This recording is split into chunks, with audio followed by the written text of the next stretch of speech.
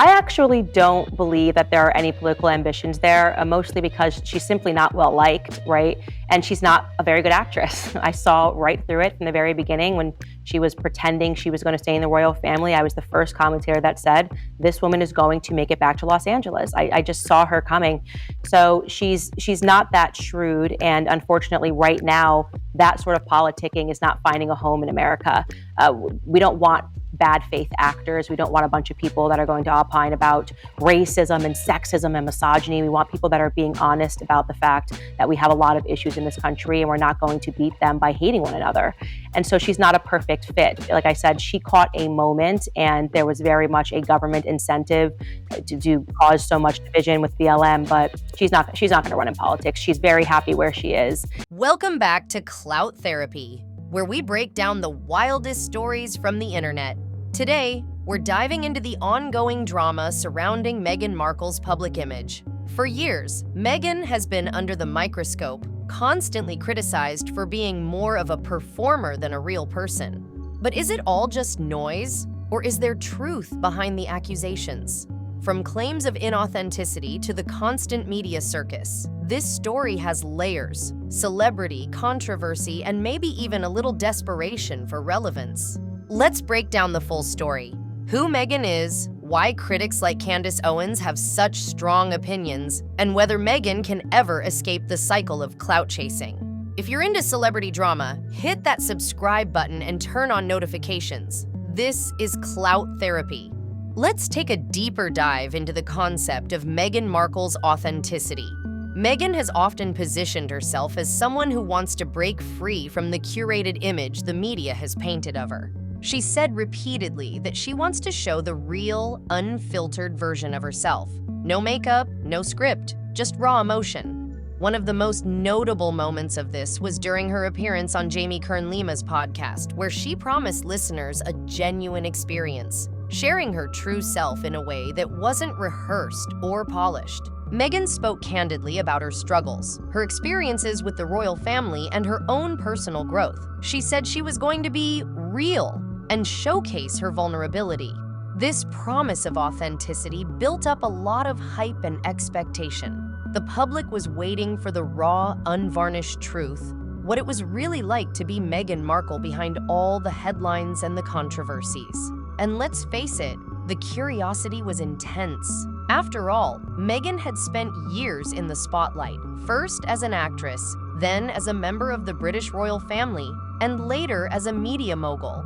People wanted to see who Meghan truly was without the royal titles or the constant media attention. But as the episode aired, the response was mixed. Rather than delivering the kind of vulnerability people had anticipated, some listeners found themselves feeling skeptical.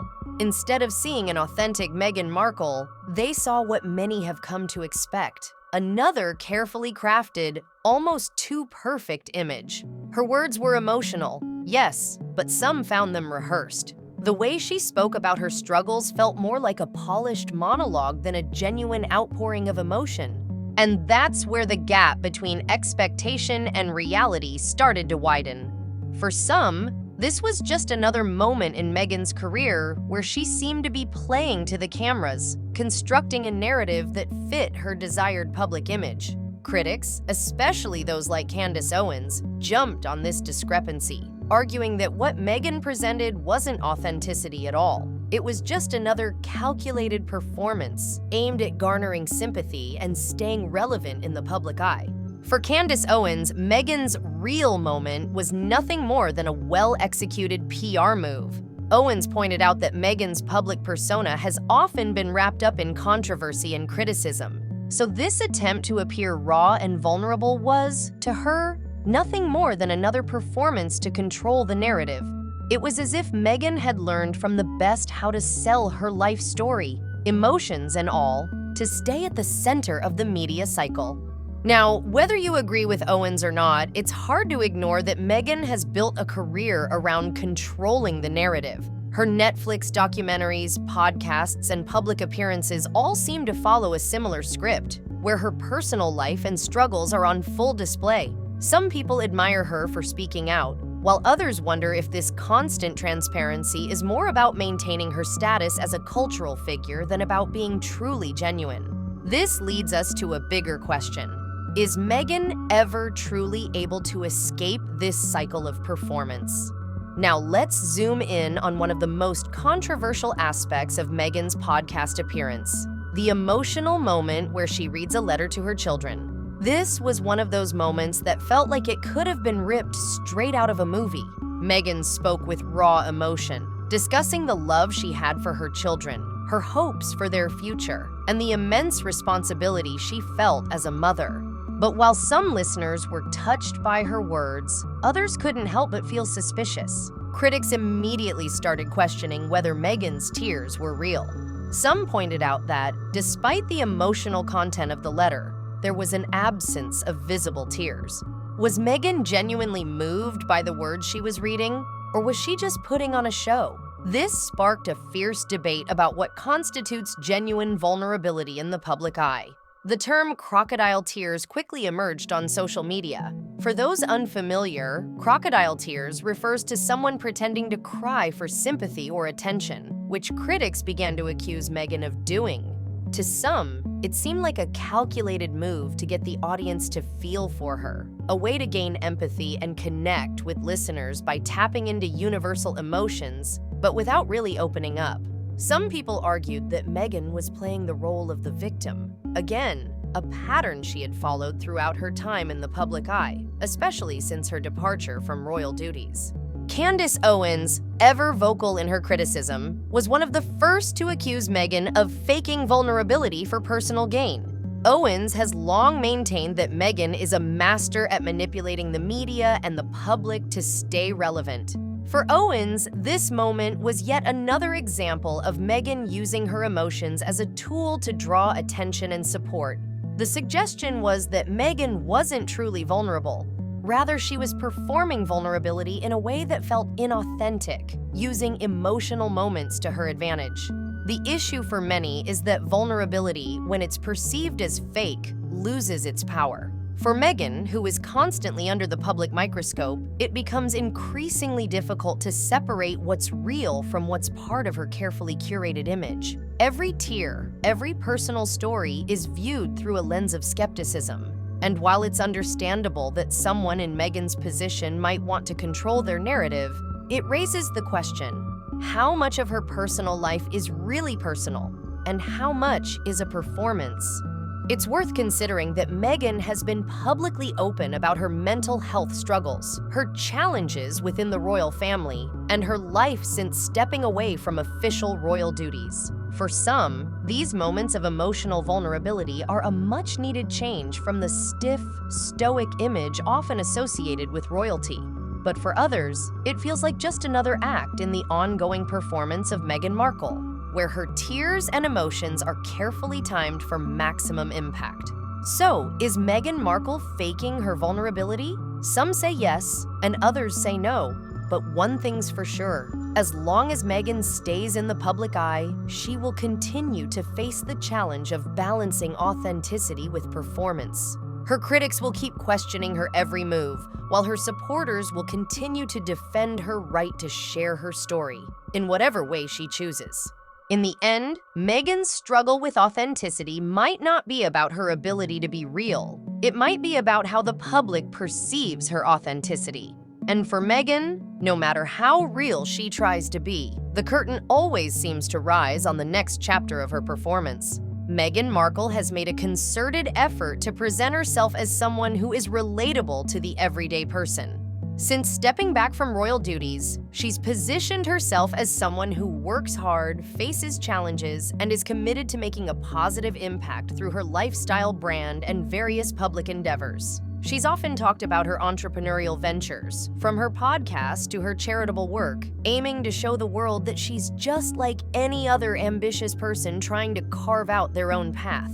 But here's the problem. The disconnect between Meghan's claims of hardship and the reality of her extreme wealth and privilege is glaring.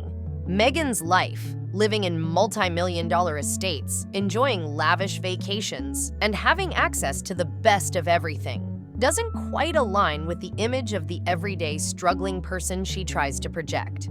Critics, like Candace Owens, argue that Meghan's attempts to seem like one of the people come off as forced and inauthentic. No matter how much Meghan tries to downplay her privilege, it always feels like she's putting on an act. This contradiction is what's making it harder for the public to connect with her. The more she tries to be relatable, the more she comes off as disconnected from the reality most people live in. And that's a big reason why, despite her best efforts, Meghan's relatability struggle continues to make her less likable to a wide segment of the public.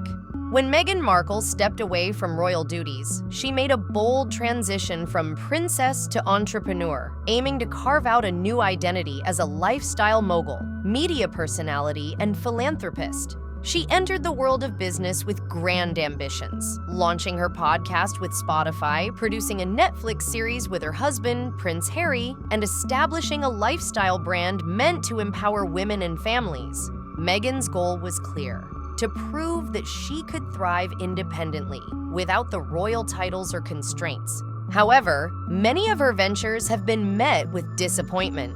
Her podcast with Spotify, which was promised as a major cultural moment, didn't make the impact people expected, and her Netflix series, Archetypes, struggled to find a lasting audience. Even her lifestyle brand, which was supposed to redefine luxury and wellness, hasn't resonated with consumers the way Meghan likely hoped. These projects, despite the hype, have failed to take off, leaving critics questioning whether she's really cut out for the business world. To some, these failures are seen as a grift, a way to maintain relevance without delivering the results promised. Critics argue that Meghan's ventures don't feel grounded in the real world, as they often seem disconnected from the realities of everyday business. With her royal background and extreme wealth, it's hard to believe her lifestyle brand is based on hard work in the traditional sense. Instead, many see it as yet another attempt to leverage her name and image for financial gain, without producing anything truly substantial. To understand why some critics label Meghan Markle as a grifter, let's first define the term. A grifter is typically someone who engages in deceitful or manipulative schemes to make money, often at the expense of others. Grifting is usually associated with a person who uses charm, lies, or opportunistic moves to gain financially, without delivering genuine value or real work in return. This is the accusation that critics like Candace Owens and Megyn Kelly have leveled at Meghan Markle. They argue that much of what Meghan does, whether it's her lifestyle brand or various media projects, appears to be a way for her to capitalize on her status without offering anything of real substance. Meghan's lifestyle brand, for example, was one of her biggest ventures post-royalty.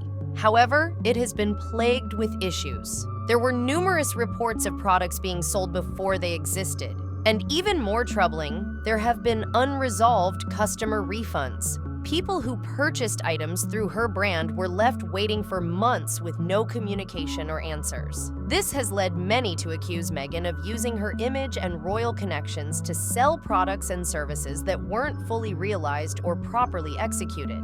But it's not just her business ventures that fuel the grifter accusation. Many critics also point to her marriage into the royal family as a potential strategic move. Meghan's relationship with Prince Harry has been framed by some as a path to greater status and financial security. The idea is that, rather than entering into the marriage out of love, Meghan may have seen it as an opportunity to elevate herself socially and, more importantly, financially. From the outside, it might look like a smart business move, especially when you consider the fame, wealth, and access to powerful networks that came with her royal connections. Critics argue that, in hindsight, it may have been less about love and more about securing her future, a move that some might consider less than genuine. This paints a picture of Meghan as someone who's adept at leveraging relationships and public platforms to secure personal gain, whether through her royal marriage, business ventures, or media projects. And as each venture falters or raises questions, the accusations of grifting continue to follow her. For critics, it's not just about a few failed projects. It's the idea that Meghan is using her public image and connections to extract wealth without offering anything of true value in return. It raises the question, when you've got the right connections, is the line between businesswoman and grifter really that thin? Meghan Markle has repeatedly tried to present herself as relatable, striving to appear as just like everyone else. Whether it's through her casual clothing choices, her down-to-earth interviews, or emotional moments shared with the public, she's constantly working to connect with the average person. Meghan has even gone so far as to depict herself as a mom juggling family life, all while wearing comfy sweatpants or making personal, intimate posts. She wants the world to see her as real, someone who understands the struggles of everyday life. But therein lies the contradiction. While Meghan tries to position herself as a regular person, her efforts often feel too curated. The perfect package persona she's trying to present, being both a relatable mom and a sophisticated, glamorous figure, ends up coming across as incoherent. It's hard for the public to reconcile these two sides of Meghan, and the result is a persona that doesn't feel authentic. When she tries to show herself as normal, it often feels too polished, too PR-driven, to truly resonate with most people. Her lifestyle brand, for example, may have the intention of being accessible and relatable, but its high-end pricing and selective marketing make it seem like another high-profile celebrity venture, disconnected from the everyday person. No matter how many times Meghan tries to embrace normalcy, the public tends to see through it.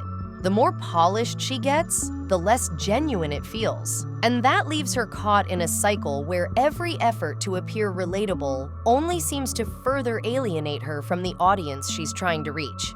In the end, Meghan Markle is trapped in a cycle. She tries to sell authenticity to the public, but in doing so, she's perceived as inauthentic. No matter how much she strives to present a real version of herself, the PR-driven polish always shines through, making her seem like another celebrity just playing a part. The big question is, can Meghan ever truly break free from this performance? Or is she destined to remain a product of PR, someone who's always seen as crafting an image rather than living out her truth? What do you think? Is Meghan Markle authentic? Or is she just a master at creating the illusion of authenticity? Drop your thoughts in the comments below. Let's talk about it.